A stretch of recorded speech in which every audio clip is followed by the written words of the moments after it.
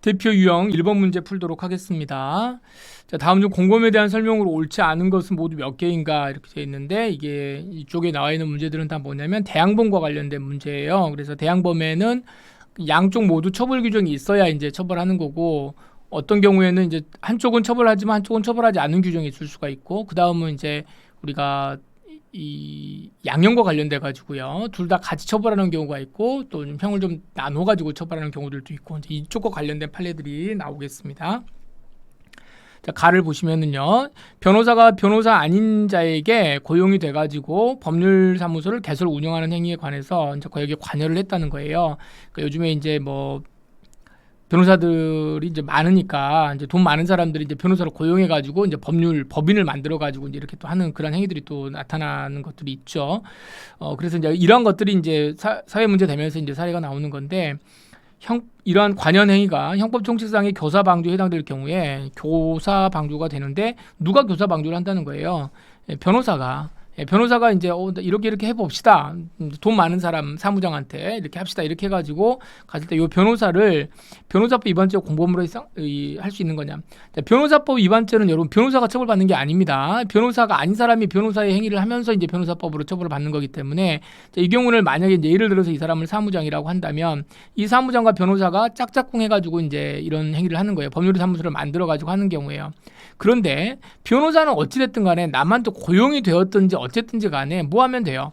법률사무소에서 일할 수 있는 사람이에요, 원래는. 그렇기 때문에 이 법률에서, 변호사법에서는요, 이렇게 되는 행위 자체에서 둘 다 처벌할 수 있다라고 하는 조문이 있는 게 아니고, 누구만 처벌하는 거예요? 변호사 아닌 사람이 변호사하고 같이 했을 때 변호사 아닌 사람을 처벌하겠다라고 하는 겁니다.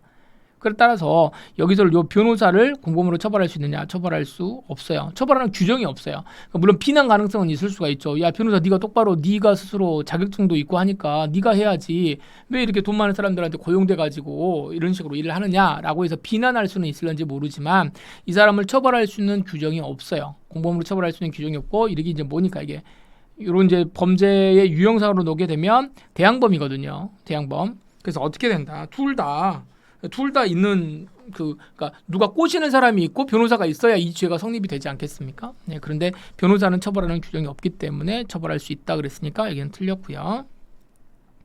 자, 변호사 사무실 직원인 피고인 갑이 법원 공무원인 피고인 을에게 공모해가지고요. 자, 직원이 공무원한테 말해가지고 수사 중인 사건 좀 여기 좀 누구 지금 체포된 건지 좀 명단 좀 주세요. 그러니까 줬단 말이에요. 자, 이렇게 되면 공무상 비밀 누설의 교사죄에 해당하느냐? 이건 교사죄가 해당되는 게 아니고, 이건 이게 무슨 말이에요? 이 경우에도 업무상 비밀 누설을 한 사람은 누가 처벌받는 거예요? 예, 공무원은 당연히 이거 넘기면은 비밀 누설죄가 되죠. 하지만 이 직원은 아마 변호사 사무실에서 상 받았을 거예요. 정말 잘했다. 이걸 지금 끌어내는 것 자체가, 여기를 갖다가 처벌하는 규정이 있느냐? 처벌 규정이 없어요. 여기도 마찬가지입니다. 이 사람 처벌 규정은 없고 공무원이기 때문에 공무상 비밀 누설죄가 되는 겁니다. 그래서 이런 경우에도 처벌 규정이 없어서 처벌하지 않는다. 자, 뇌물 공여죄가 성립되기 위해서는 뇌물을 공연하는 행위와 상대방이 뇌물을 받아들이는 행위 두 개가 다 필요하는 거예요. 둘 다. 그러면 행위가 성립은 되는 겁니다. 그렇다고 해서 반드시 성립되어야 되는 것은 아닙니다. 그러니까 요거는 A죄하고 B, 두 사람이 서로 이제 주고받는데, 주고받으면 죄가 되는 것이지, 이 사람은 어떤 특정한 사유로 인해 가지고 처벌이 안 될 수도 있고요, 성립이 안 될 수도 있어요. 주고받은 행위만 있으면 처벌하는 것이지, 꼭 상대방이 뇌물수죄가 성립이 되어야만 되는 건 아니다. 자, 그래서 실질적으로 어떻게 되는 거예요? 공소시효도 여러분 A하고 B가 서로 따로따로 진행하는 거죠. 이런 경우에는 요거는 맞겠습니다. 자, 리을 각 가담자에 대해서 동일한 법정형이 부과되는 범죄로는 도박죄, 아동혹사죄, 배임수재죄. 여기는 뭐 아주 유명한 거죠. 배임수재하고 배임증죄는 어떻게 돼요? 요거는 형벌이 서로 다르고요. 요거 두 개는 도박하는 사람 다 똑같이 처벌하고요. 그다음에 아동혹사, 서로 이제 이게 뭐죠? 이제 아동을 이렇게 이제 매매하는 거죠. 사실 이 부분에 있어서. 그렇기 때문에 이런 경우도 다 똑같이 처벌을 하는 경우입니다. 쌍방이 동일한 법정형으로 되지만 이 경우는 아니다. 배임수증죄는 요건 아니다. 이렇게 보시고.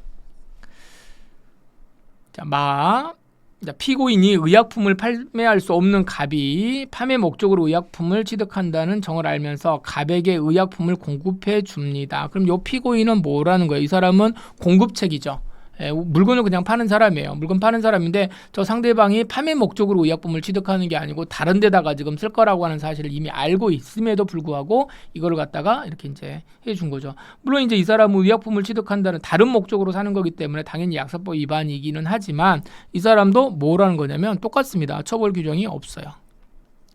처벌 규정이 없기 때문에 이 부분에 대해서도 뭐 교사라든가 방조범위 이런 건 성립되지 않는다. 이렇게 보시고요. 처벌할 수 있다 그랬으니까 여기도 틀렸네요. 자, 바. 쟁의기 기간 중에 그 쟁의기로 중단된 임무의 수행을 위해서 당해 사업과 관계없는 자를 채용 또는 대체하는 사용자, 여러분 사용자도 처벌합니다. 그러니까 우리가 이제 이런 경우 있잖아요. 사장님이 여기 계시고 사용자가 갑이 있는데 여기가 A, B, C가 있는데 이 사람들이 다 뭐 해버려? 파업을 해버린단 말이야. 이 사람 다 파업을 하게 되면 이제 이런 이야기들을 많이 합니다. 파업을 하면 이거 말고 이 사람들한테 이 파업한 사람 이 사람들은 어차피 이 사람들 배가 불렀구만 이러면서 이 사람 쓰지 않고 어떻게 한다는 거예요. 다른 사람을 대체해가지고 써버리면 되잖아요. 근데 그렇게 하게 되면은 이 A, B, C라고 하는 사람들이 어떻게 해요? 쟁의를 할 수가 없잖아요. 그러니까 노동권을 보장해 줄 수가 없기 때문에 이 경우에는 어떻게 한다? 자, 이 경우에는 이 사용자에게 다른 사람을 대체하지 못하도록 이렇게 되어 있습니다. 그럼 생각해보시면 A, B, C는 자기들은 파업하고 있는데 여기에서 대체되는 사람들이 들어와가지고 자기들이 없어도 일이 그만큼 이렇게 또 돌아가고 있으면 굉장히 싫어하겠죠. 예전에 이게 MBC 파업일 때 한번 그런 일이 있었습니다. 아나운서라든가 이런 사람들이 다 파업을 했는데 뭐 전국에 이 방송국 못 들어가지고 안달난 사람들이 얼마나 많습니까? 그 다음에 뭐 이제 프리 선언하고 밖에 나간 베테랑들도 있을 것이고 그러다 보니까 어떻게 해요? 뭐 너희들 뭐 파업하려면 파업해라. 그리고 대체 인력을 막 이제 집어 넣어버리는.